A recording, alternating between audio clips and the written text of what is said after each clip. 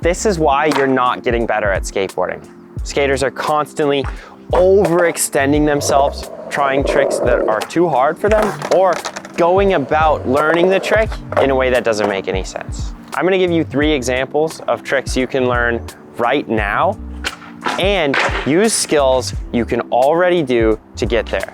This means if we do it right, you never have to fall once.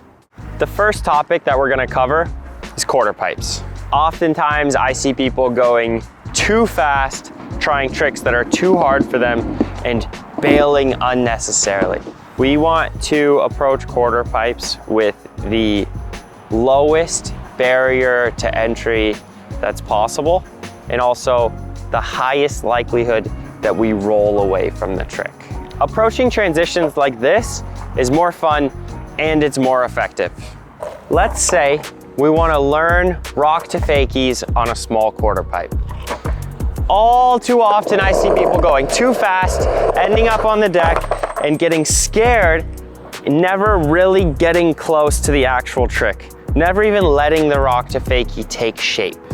In this example, what is the easiest skill that you already have that you can practice and start applying that skill to the quarter pipe that brings you one step closer to the rock to fakie? Instead of going from 0% to 100% attempt, I want you to have the discipline to take your progression a little bit slower, but guarantee yourself a make.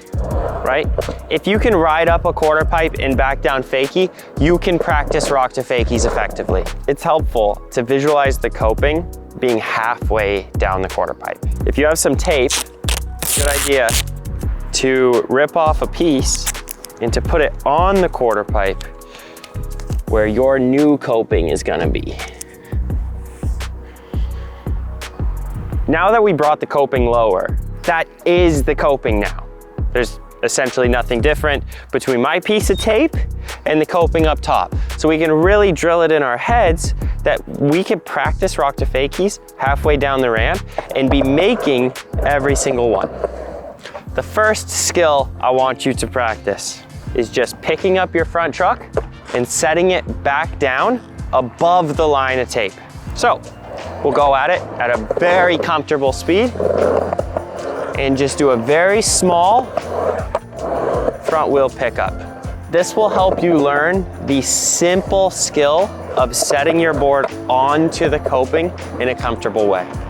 Oftentimes, it's easy to be scared of the rock to fakie and be doing things you're not supposed to, like turning, like stomping down too hard, maybe even just freaking out and bailing because you don't want to make it. The second drill you can practice is shifting your board slightly forward relative to your body and doing a double tap above the tape. This will help you feel what it's like to get in and out of the rock to fakie. Shift that board forward, 1, 2. And you'll notice, now that you're trying to pick the board up on the way out, you might be out of balance. It's very common to lift it up the second time and throw your weight backwards towards the flat bottom. Do too much to try to lift it up. Once you can comfortably do a double tap, you're well on your way to being able to reach your board up to the coping and get in and out of the rock to fakie comfortably. Drill number 3 involves timing and speed. I want you to reach your front wheels over the tape, touch the ground, and then pick them up again to go over the tape on the way down. This is different than just tapping twice above the tape, because now you have to combine your lifting the nose with coming back down the transition. This is the thing that trips most people up. This is what makes rock to fakies scary. It's the idea that if I pick up my nose, my board's gonna shoot backwards and I'm gonna fall forwards. So now that we're rolling backwards as you're picking up your front foot, you're gonna have to take your time and be disciplined with these 3 drills to work your way up to that properly. And if you're too nervous and you can't do it, walk yourself back down the drills, start over, do it again till you're comfortable getting that double nose lift where you get over the tape and then clear it on the way in. Predicting your speed based on your visual and not running into the tape with your front wheels are the two most important pieces of a rock to fakie. Now that we learned how to do that, let's move our tape up the quarter pipe and put it just under the coping. Somewhere between 1 foot and 6 inches away. And now we repeat the same drills just under the coping. We lift it up once. We feel how that affects our balance. If you find yourself having a lot of pressure on your front foot on the way out, make sure you make that adjustment on the way in.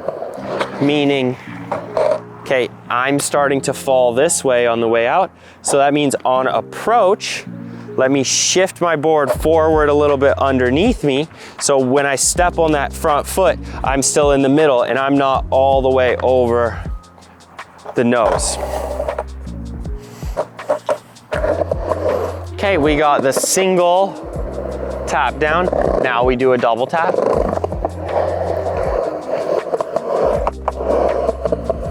As we go higher on the transition, that double tap is gonna get a little bit nervy, meaning if you're not quick with it, your board will start rolling backwards and you're gonna be more likely to lose your balance. This is really where the rock to fakie happens. Right under the coping, it will feel almost identical to the actual rock to fakie. Once you get that smooth, consistent, and easy, then you just clear the tape going both ways, and you're off and running. Now we are done with the tape.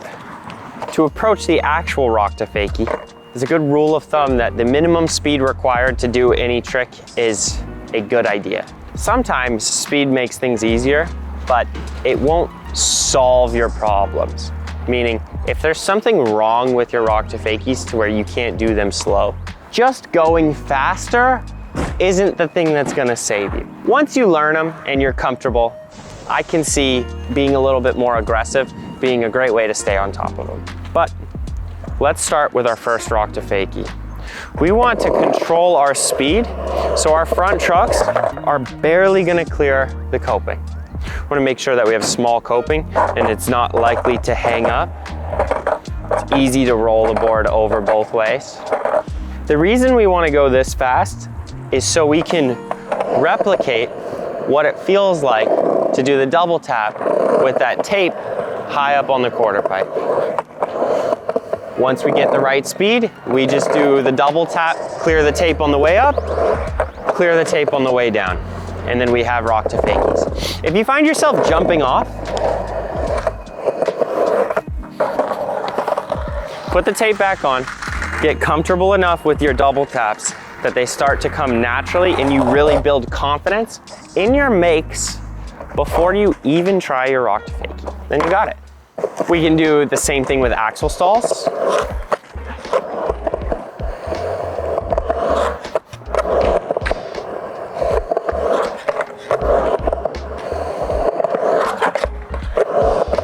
We can do the same thing with tail stalls and nose stalls.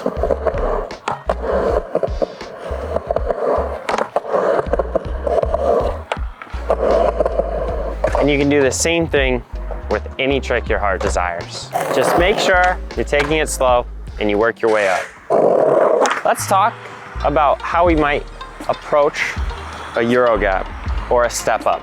Generally, the common issue is not enough speed.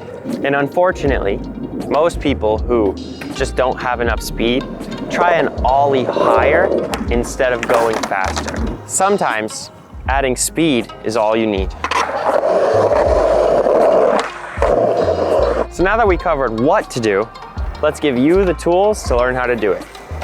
The two ingredients to gain speed and keep it are pushing and pumping. The most important part of pushing is simply being able to balance effectively on one leg. Make sure you can stand on one foot on the board and turn left and right. There are many times where you'll be pushing in a different direction than you need to go. So that means you have to be able to push and turn comfortably to get speed easily. If you feel like your pushing isn't up to par, make sure you watch our How to Push video here on YouTube, and click the link in the description, check out our balance blueprint. It'll take you to all our programs. It's really gonna help you build a solid foundation just with your feet on the board in a bunch of different positions. A drill to give you some extra stability in your front leg. Just do a single leg balance, and then while you put your back foot on, squiggle it on the tail a couple of times, then evenly distribute your weight. That'll help you build the habit to keep more weight on your front foot while you're getting on the board. Oftentimes, beginners will put too much weight into their back foot immediately as soon as they're putting it on the board, and the odds that you get it into a good foot position is like 0, and it'll make you turn accidentally. It creates a lot of issues that are solved by this one simple drill. So now that we got some back foot mobility, let's do a drill that's focused on front foot mobility. Just static front foot pivots. The reason is you need to be able to shift your front foot around to be able to turn. To aim at your target properly, your front foot is the only thing on the board while you're pushing. So your front foot placement will determine how much your board is turning or not. So stand on the board, do a small jump and shift your front foot 30 degrees to the left, back to center, then to the right, and back to center. Throughout this drill, keep a small hinge at your hip and keep your chest down and forward. We want to avoid this issue where your hips start coming forward and your chest flies back. Your board, you can get stuck to your board and then have it shoot out. As long as you're keeping your chest down and your hip hinged a little bit, you should be able to balance through all of the micro adjustments that you'll have to make to keep your balance. When you're going up any transition, there's only two things you can do. You can gain speed or you can lose speed. All too often, when you're preparing for an ollie, you'll be losing speed because when you squat to give yourself the ability to jump, you're just running into the transition. So I'm gonna break down an approachable way to get a pump and a pop out of the same transition. To feel this, go at a bank at a speed that you're comfortable with and used to, and then try and lose as much speed as possible. It might surprise you just how much speed you're capable of losing, and it also might surprise you just how deep you need to squat to lose that speed. Oftentimes when I tell people to lose a bunch of speed, they just go at it very neutral and they don't really do anything. A little bit nervous to feel all that extra pressure into the ground. Or even more common, after they've been trying some ollies, and then I tell them to go lose speed, they go do exactly what they do when they're trying ollies, and they go, oh, I've been losing speed the whole time. Okay, so that first drill is just about you feeling what's already going on. The next drill is to get an actual pump. So go at the bank a little bit slower, and then try to reach the same spot on the bank that you do when you do your neutral pump or when you lose speed. But since we're starting slower, now we can go 2 speeds and go the same height. That'll really start to build those pathways in your brain that say, wow, I'm in control of my speed. It's not all about how much speed I have in approach. It's about how I'm utilizing the bottom of the bank, how I'm utilizing the transition. The next drill is one of my personal favorites. and I've never heard anyone else talk about it, so I think it's really cool, where you get a strong pump, but you don't straighten your legs all the way right away. So you save a little bit of knee bend. See how my knees are still bent after that strong, quick pump. This is important because we can use that last little bit of knee bend to do our ollie.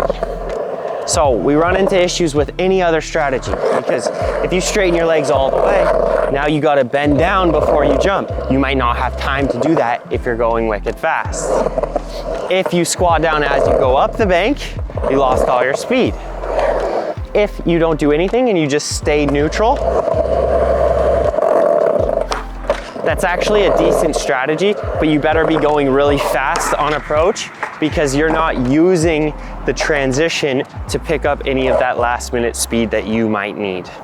Now that we have our strategy intact and we have the skills we need to approach the Euro gap in the right way, let's use some tape again to practice the timing of our ollies and get comfortable with the speed that we need to do the Euro. So we can just throw tape across the bank right where the Euro gap would be, and we can make sure that we're ollieing before that tape starts. Now that we have the tape there, the first order of business is combining our pump with our pop with good timing, so we can pop right before we hit the tape. Once you get your pump and your pop working together, just go fast enough to ollie from the tape up to the deck. As you gain more speed, become more disciplined and more aware. If your pump is backwards, it's gonna be hard to predict your speed. Your pop is gonna be unnecessarily high and not go far enough.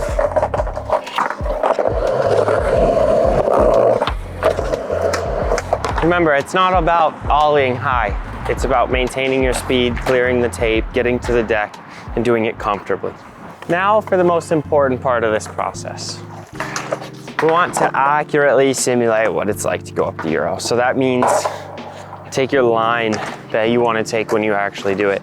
That means go faster than you think you need to.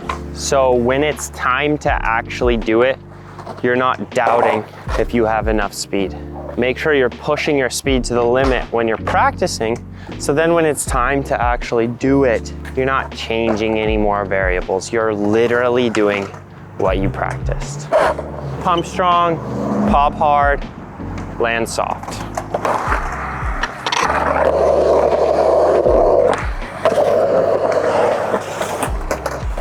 And then you're ready. If you practiced the right way and you did it enough times, you should be ready. Do the Euro gap, first try. If you found this helpful, but you're still struggling with the ollie itself, make sure you check out our YouTube video, The Easiest Way to Ollie, and click the link in the description. Check out our most popular program, The Art of Popping. The third and final example as to why you're not progressing as fast as you could.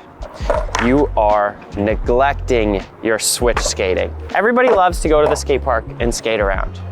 That's one of my favorite things to do. And I want you to do exactly that, but just do it switch.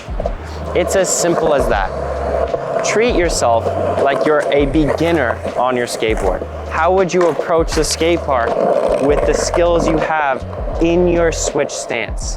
That might mean you start from the beginning with pushing and tic-tacs and just getting the basics of starting and stopping down.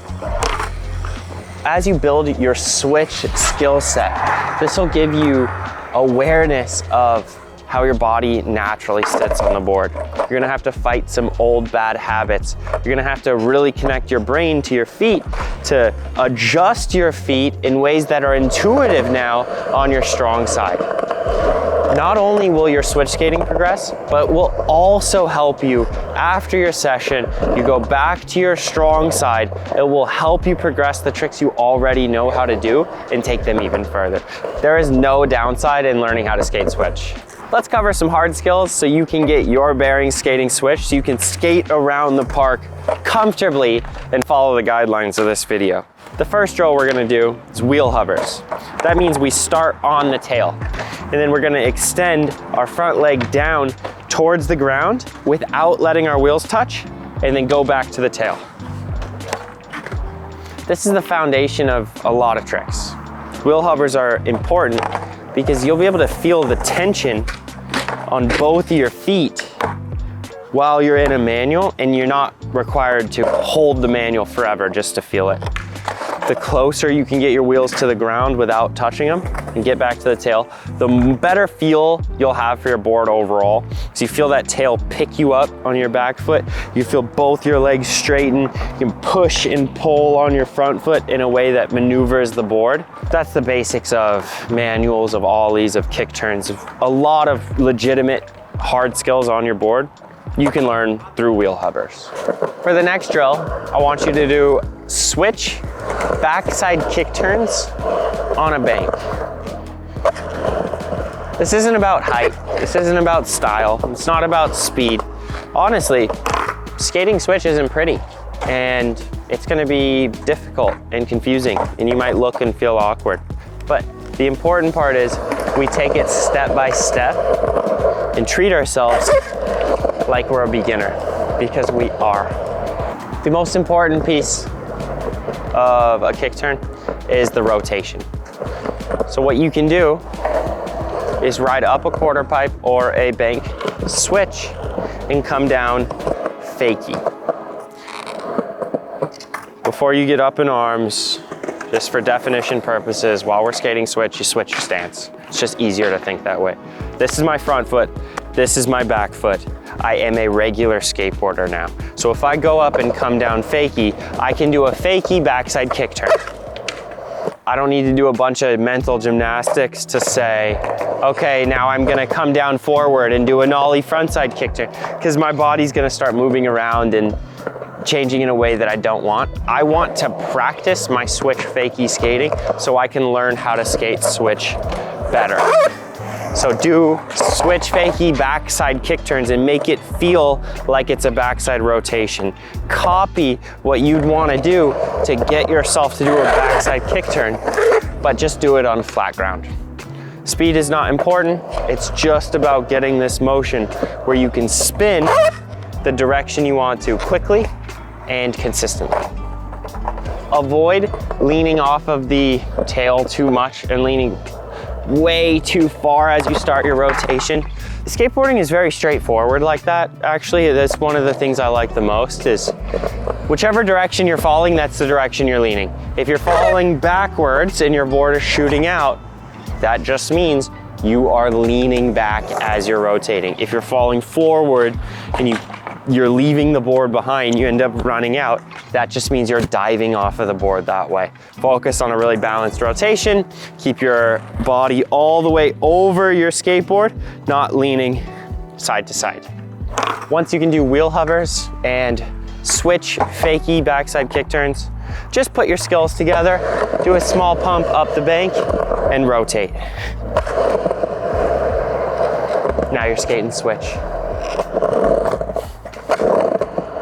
I got a challenge for you. You're not really supposed to be able to do it because it's hard, but it's pretty safe to practice. Switch, ollie manual, ollie out. If you can do that, you're pro. You're a switch skater now. You can do it. You've graduated.